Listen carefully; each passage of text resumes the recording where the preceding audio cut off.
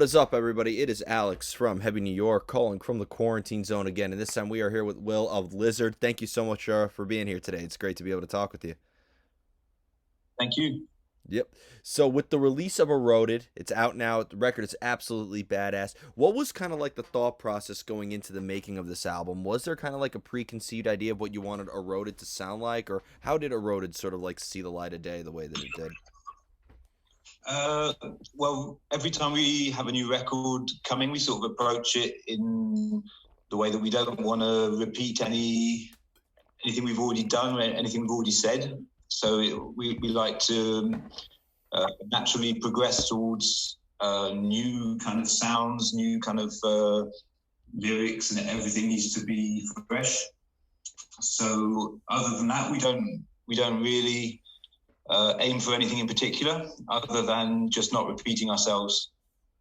So it isn't like it's just like continuing in the vein of what we heard off of albums such as Shift or Majestic or Out of Reach or anything like that. It is more or less kind of like a new beginning in a way for Lizard, right? Yeah, every album is kind of a fresh start, and it's it's basically depending on who we work with. That can affect the sound and the production, but the music is always kind of a clean slate every time we start writing music. hmm and you mentioned like you never want to repeat your sound, which is a great thing to do in terms of like the sound that we do here on Eroda. Because I always thought that like from listening to Eroda, a song like Haywire or Flood or Hunted or even the title track Eroded all had like different kind of vibes. Do you ever go into something like we want it to sound like this, or is there kind of like a lot of improvising within the songwriting process? Um, I don't think so. Like Matt and Katie write the lyrics. They often have a kind of theme that they like to stick to throughout an album. That's mainly the lyrics. But for the music, we kind of let each new idea sort of speak for itself and develop into its own kind of direction. We're not like Matt usually comes up with the first riffs and the ideas, and it could be just a chord sequence or a vocal melody. So he has the basic structure sometimes in the song, and then me and Katie hear what he does, and then we sort of all build on it together. So each song tends to take its own direction when the three of us get together. So we've never really when Matt plays us his ideas, he never says this is what I want this song to sound like, or I want this song to be like this. We sort of have just a clean slate every time, and we just sort of react to what he has, and so each song can really go off in its own direction, and I think that's probably why our albums tend to have lots of different sounding songs. And then the kind of challenge is to get them all to sound as if they're all one entity, which is like a lot of that comes from the sound, like you're in the studio for a limited amount of time, so it sort of gels automatically. But and the lyrics help it gel as well. But we do like to have like ups and downs on the album, quiet passages, loud passages, and a kind of story that goes from A to Z rather than lots of different sounding songs. hmm And what's interesting is because it is kind of like a damned if you do, damned if you don't sort of scenario. Because if every song kind of like sounds the same, people could criticize the album for being repetitive. But if you experiment too much, people could criticize it for being directionless. It seems like Lizard kind of has like a good balance of the two, I feel. Thanks. Yeah, that's kind of the challenge.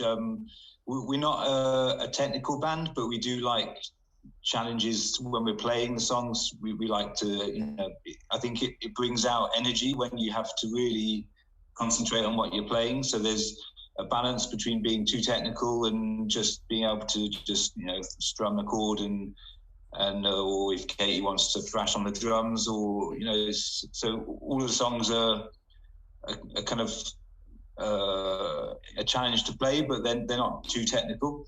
And the same for the direction of the kind of the way the songs are constructed as well. We don't like them to be too proggy, but we don't like it to be over simple, like verse, chorus, bridge, end.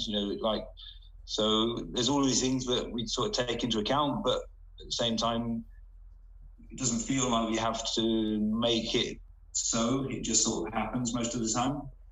And then if there's something that one of us doesn't like, we can change it. So it's not like, I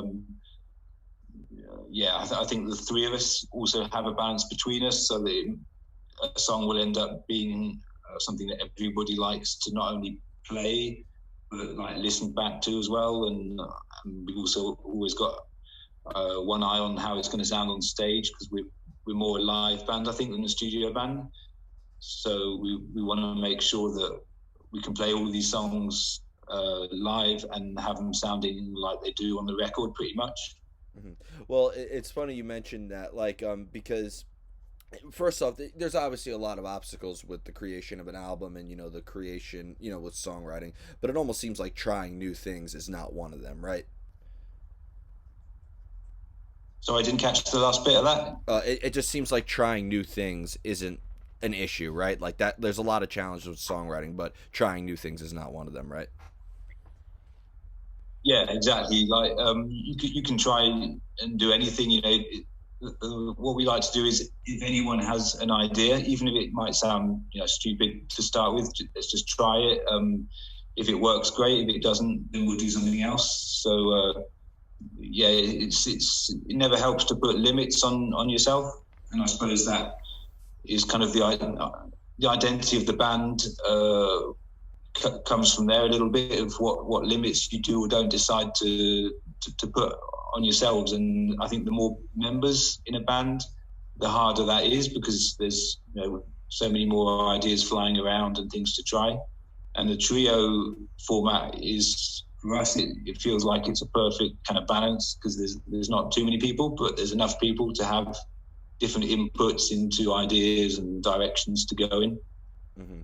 And it's funny, you mentioned you're more of a live band than a studio band, which is really interesting to hear. Do you almost feel that, like, because of that, that's maybe an extra challenge? Because, the studio is a very controlled environment. It's, very static at times. Do you almost feel like the song, that when you're tracking the material and you're in the studio, that's probably the most difficult part for Lizzard? It's definitely a different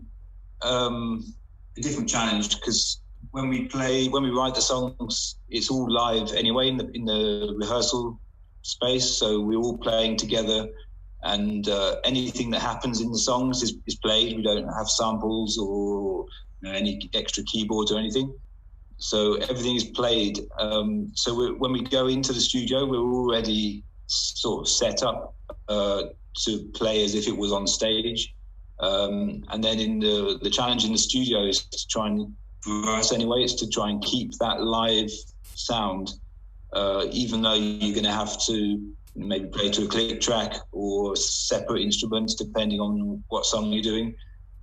So for us, the way that works best is that we all play together live, and then we just record at least the drums, sometimes the bass, and then we often end up redoing some of the guitars, because there are layers of guitars on some songs.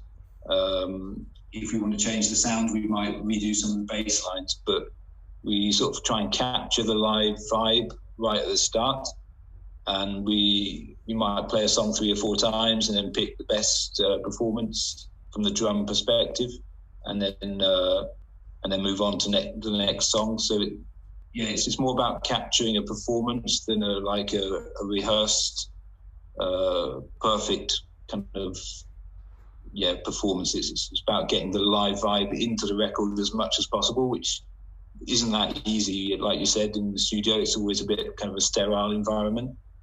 But I think the more, every time we do a new album, it gets a little bit closer to that what we're after. So we're pretty happy with how this album turned out. Yeah. Do you find it maybe like the longer you're working on something too, the harder it is to kind of like capture a moment in the song too? Yeah, sometimes you could play a song. I don't know. We we usually play it like 3 or 4 times, and it's usually the third take that's the best. But if you go on, if you're not happy with the third one, you go on and on. Maybe you could get to 10 or 12 takes, and you'll end up thinking, yeah, it was actually better right at the start. You end up losing something, and it's the same for the mixes. You can do loads and loads of mixes, and then you listen back to the first one, and you think, yeah, well, actually, the first one was probably the best overall. I mean, you can improve on aspects of things over time, but yeah, the more it gets played, the more sterile it can end up sounding. Depends on the band, I guess, but for us, it's definitely like that. Yeah. And at what point do you reach a level of satisfaction? It obviously has to be a mutual agreement, right? Like, but knowing when a song is done, I always feel like is the greatest challenge for any style of music or any just art form in general. Yeah, I mean, again, like the more people involved, the more likely there's going to be someone who's not happy. Uh, when it's the drum takes, it's Katie always has the last word of which one she thinks is the best performance. And then the longer it goes on, like the bass gets put down, the guitar, the vocals.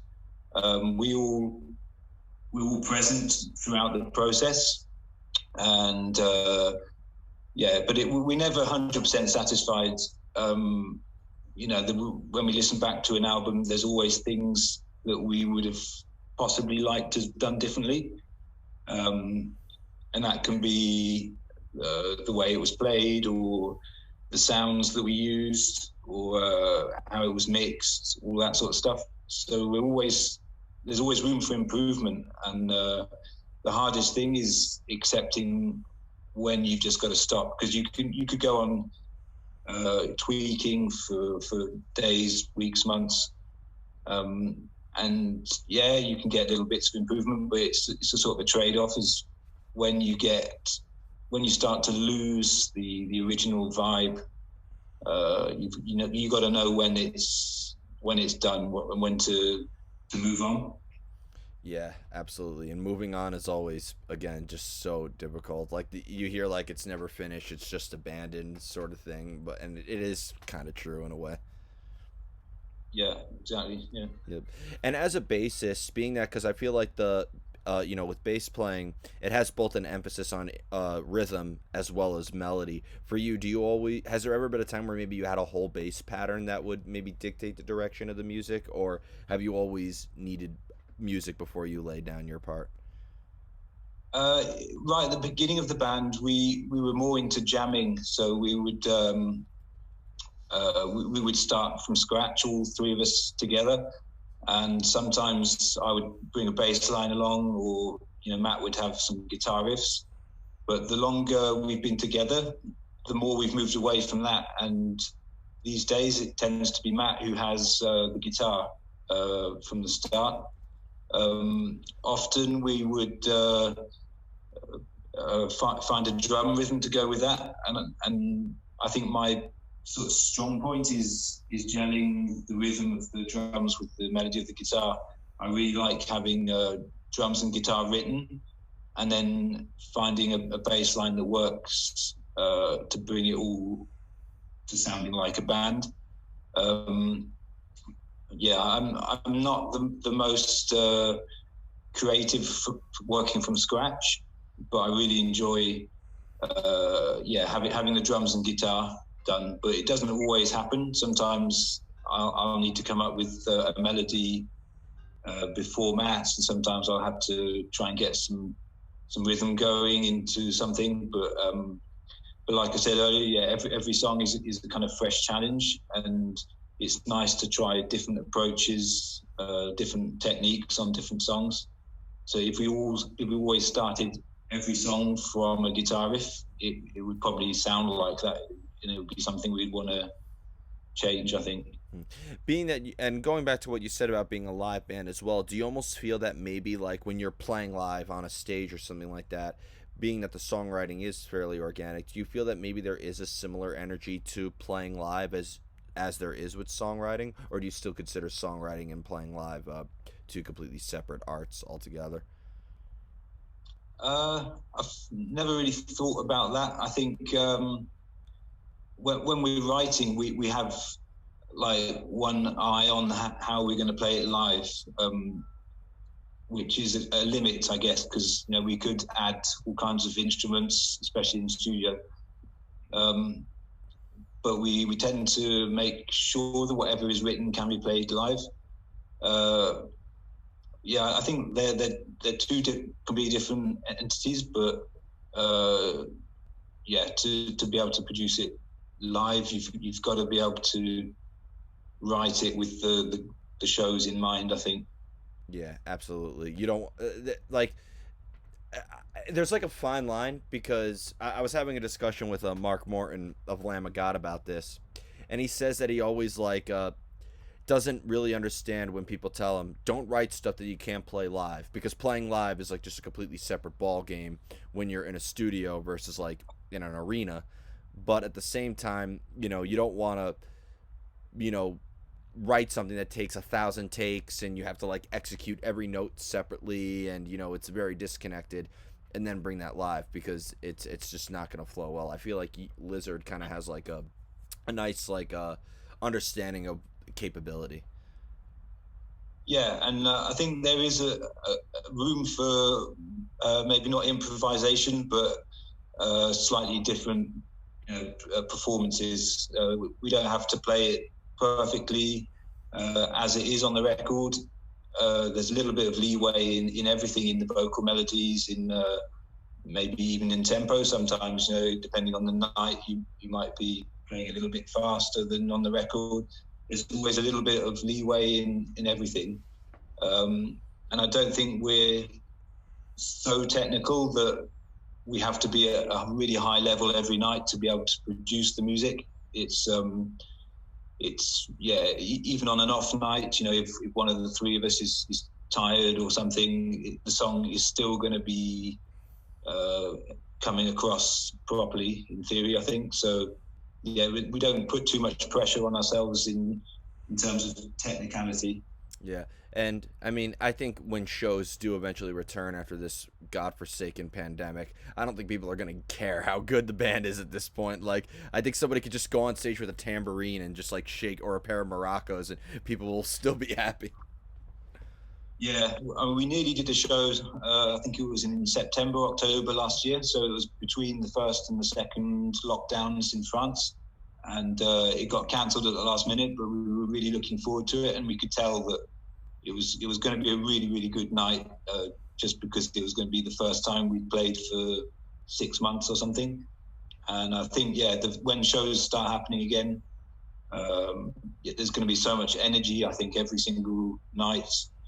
I think, for the people coming to see the bands, it's going to be really worthwhile. Yeah, and the best part is that we're so desperate for human interaction. I don't think anybody's going to care if they go to a show alone or go to a show with a group of friends. I think it's going to be a great form of just reuniting.